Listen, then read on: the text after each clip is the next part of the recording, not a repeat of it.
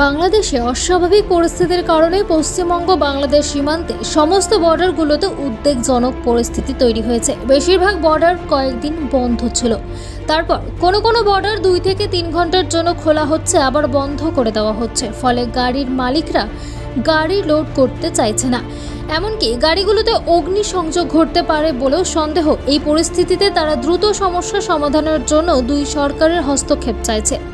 ফেডারেশনের সাধারণ সম্পাদক সজল ঘোষ বলেন, এখন প্রতিদিন বর্ডারে 14 থেকে 15 কোটি টাকার ক্ষতি হচ্ছে। তাই তাদের দাবি, যতদিন না পর্যন্ত এই সমস্যার সমাধান হচ্ছে ততদিন তারা গাড়ি লোড করবে না, এক্সপোর্ট করবে না। পণ্য পরিবহন সংস্থাগুলো যৌথভাবে সরকারের দৃষ্টি আকর্ষণ করে বলেন, বর্ডারে চেকিংয়ের নামে গাড়িগুলোকে আটকে রাখা হচ্ছে। নিয়ম অনুযায়ী চেকিং করে 72 ঘন্টার মধ্যে গাড়ি ছেড়ে দেওয়ার কথা, কিন্তু গাড়ি 15 থেকে 16 দিন আটকে রাখা হচ্ছে। এছাড়াও এখন লরি করে পণ্য পরিবহন হচ্ছে না, হচ্ছে বাসে করে। ফলে তাদের ব্যবসার ক্ষতি হচ্ছে। এই নিয়ে তারা তীব্র প্রতিবাদ জানায় ওই সাংবাদিক সম্মেলনে। ওই সম্মেলনে উপস্থিত ছিলেন কৃষ্ণপ্রদীপ সিংহ, সজল ঘোষ, বিলয় গোস্বামী, গৌর প্রসাদ মাইতি, সুজিত নন্দন, পিনাকি বিশ্বাস, পাপ্পু যাদব। আজকে মূলত আমরা পণ্য পরিবহন সংস্থাগুলির পক্ষ থেকে যৌথভাবে 3টে বিষয়ের উপর আমরা এখানে বক্তব্য রাখছি।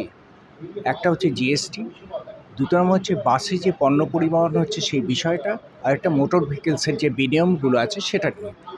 আমরা জিএসটির ব্যাপারে দেখতে পাচ্ছি যে আমরা যারা নাকি ইন্ট্রা স্টেট ট্রান্সপোর্টেশন সিস্টেমের মধ্যে রয়েছি, অর্থাৎ রাজ্যের অভ্যন্তরে যারা পণ্য পরিবহন করে থাকি 200 থেকে 250 কিলোমিটারের মধ্যে, বিশেষত আমরা গ্রামীণ এলাকাগুলোতে পরিষেবা দিয়ে থাকি।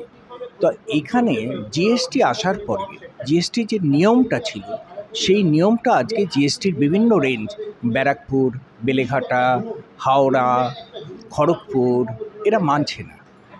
নিয়মটা সেটা আমরা ওয়ার্কশপ করে জানতে পেরেছিলাম, সেটা হচ্ছে জিএসটির ভ্যান রাস্তায় থাকবে, পণ্যবাহীকে ইন্টারসেপ্ট এই গাড়িতে যে জিএসটি ইনভয়েসগুলো আছে সেগুলোকে স্ক্রুটিনি করবে। স্ক্রুটিনি করে যদি তারা দেখে যে তারা স্যাটিসফাইড নয়, তখন তারা গাড়িটা কাস্টডিতে নিয়ে যাবে। আমরা দেখতে পাচ্ছি যে এই কাজটা হচ্ছে না। আর 2 নম্বর বিষয়, যেটা একটা গাড়িকে কাস্টডি নিতে গেলে তাকে সিজ করতে হয়, সিজার লিস্ট দিতে হয়। সিজার লিস্ট যেটা দিচ্ছে তারা ফর্ম 2-এ দিচ্ছে, 2 নম্বর ফর্মে। 2 নম্বর ফর্মে কি গাড়ির নাম্বারটা লিখে দিচ্ছে, ডেটটা লিখে দিচ্ছে, ড্রাইভারকে দিয়ে সিগনেচার করিয়ে নিচ্ছে, সিজার লিস্ট দিয়ে দিচ্ছে। কিন্তু আমরা জানি যে ফর্ম 3-তে যদি এই গাড়িটাকে সিজ করতে হয়, সিজার লিস্ট দিতে হয়, তাহলে সেখানে তাকে ডিটেলস ব্যাপারটা উল্লেখ করতে হবে। কতগুলো ট্যাক্স ইনভয়েস ওই গাড়িতে পেয়েছে সেটাকে উল্লেখ করতে, নাম্বার অফ ট্যাক্স ইনভয়েসেস, এবং সেখানে কনসাইনার এবং কনসাইন, মানে এটা ট্রান্সপোর্টের ভাষায় এটা বলা হয়, যেটাকে হচ্ছে ক্রেতা এবং বিক্রেতা এবং ক্রেতা, এদের নামগুলো সেখানে উল্লেখ করতে হবে, তবে তার পুরোপুরি সিজিংটা কমপ্লিট হবে। এটা না করে জোর করে গাড়িগুলোকে কাস্টডিতে নিয়ে যাচ্ছে, এবং কাস্টডিতে নিয়ে গিয়ে এক একটা গাড়ির ক্ষেত্রে 15, 20, 22 দিন ধরে এটা সময় লাগছে চেকিং, অ্যাসেসমেন্ট এবং চূড়ান্তভাবে জরিমানা ধার্য করে। এইখানেই আমাদের দাবি হচ্ছে যে জিএসটির নিয়ম অনুযায়ী গাড়িকে ইন্টারসেপ্ট করার পর আপনাকে সেই গাড়ির জিএসটি ইনভয়েসগুলো স্ক্রুটিনি করতে হবে, তারপরে আপনি গাড়ি কাস্টডিতে নিয়ে যেতে পারেন। 2, আপনি যে ফর্মের দ্বারা সিজার লিস্ট দিচ্ছেন, সিজ করছেন, আর 3 নম্বর ফর্মে সিজ করতে হবে।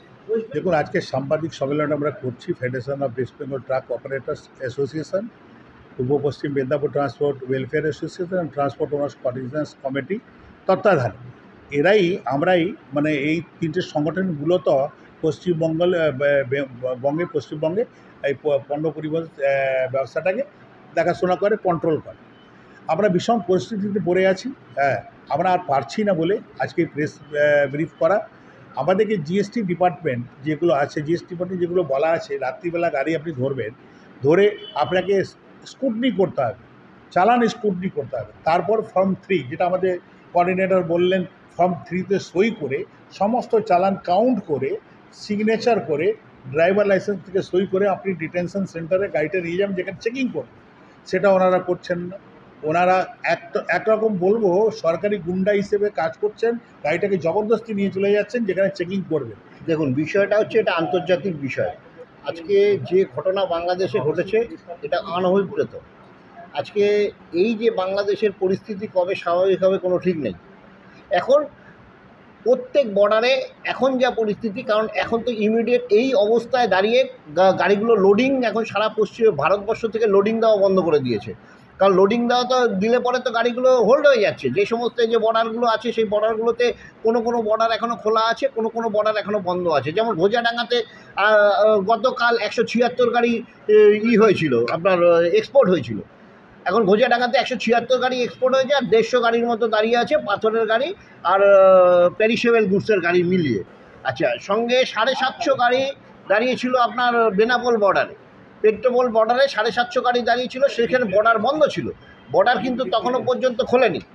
আচ্ছা, হিলি বর্ডারেও মোটামুটি 90খানা গাড়ির মতো দাঁড়িয়েছিল, 50টা গাড়ি এক্সপোর্ট হয়েছে। আচ্ছা, আপনার যে মেহেদিপুরেও সেরকম 176 থেকে 180খানা গাড়ি এক্সপোর্ট হয়েছে, আর গোটা 100-150 গাড়ি দাঁড়িয়ে আছে। চ্যাংরাবান্ধাতে গাড়ির মালিক গাড়ি লোড করতে ভয় পাচ্ছে। ওখানে তারা ভাবছে যে যদি এই গাড়িগুলো গিয়ে আবার ওখানে ফেসে যাচ্ছে, এবং ফেসে গেলে পরে গাড়িগুলোকে একটা অগ্নিসংযোগ করার মতো একটা সিচুয়েশন ওখানে তৈরি হয়ে গেছিলো। আজকে সেই জায়গাটায় দাঁড়িয়ে আমাদের সরকারের হস্তক্ষেপে গাড়িগুলোকে আমরা ফিরে পেয়েছি। যাই হোক, এখন যা বর্ডারের পরিস্থিতি এখন খুবই এক এক সময় এক একটা 2 ঘন্টা কোনো জায়গায় কোনো বর্ডার খুলছে, কোনো বর্ডার এখনও পর্যন্ত বন্ধ আছে। আজকে সকালের খবর আছে 2 ঘন্টা করে বর্ডার খুলছে, ওই 100-150 করে গাড়ি নিচ্ছে, তারপরে গাড়ি বাংলাদেশ নিচ্ছে না।